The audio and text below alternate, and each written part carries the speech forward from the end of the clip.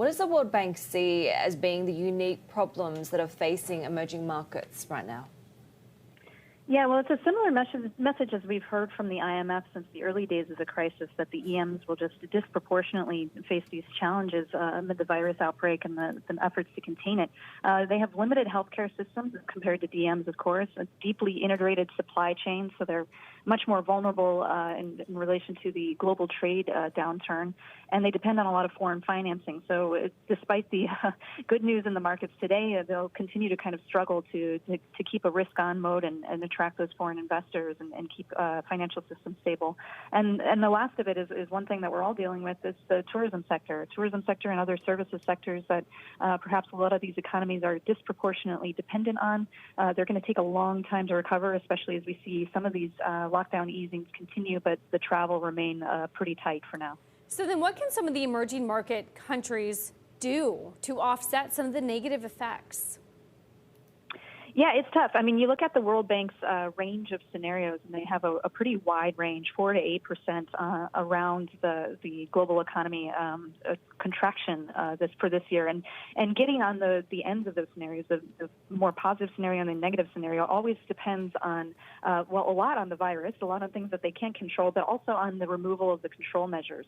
So this is going to be a tricky issue, of course, going forward, and especially, again, for EMs, is how do you remove those measures without endangering the constituencies, without risking second waves and other things that will just even further spiral out of control. And secondly, again, going back to the financial system, ensuring financial stability, trillions of dollars worldwide have been rolled out in stimulus. We want to make sure that goes to the right place and that everyone is getting the liquidity they need to keep things smooth.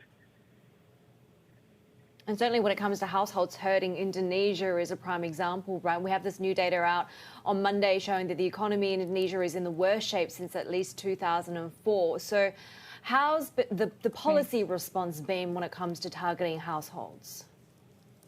Yeah, this survey was really interesting to me. I mean, as you know, Indonesia was kind of criticized early on for the skepticism around their numbers. They were pretty slow to report cases and deaths around the coronavirus, and especially in places like Bali and other tourist hotspots. There were some challenges to that from economists and other analysts. But in this survey, 86% reported a decline in income. About 81% said the economy was either bad or very bad, so not very surprising in those numbers. But what was surprising was their approval. They seem to be much more approving of the policy response now than even just a month ago.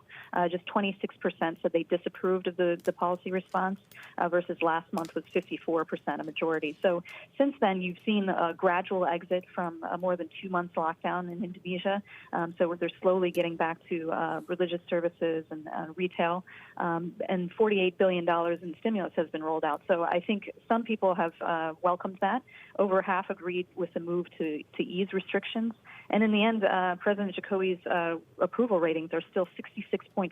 I think the envy of a lot of world leaders right now. That's only down from 69.5% in February. So very high numbers now, 32,000 cases, almost 2,000 deaths. But they seem to have things seemingly under control in the view of households.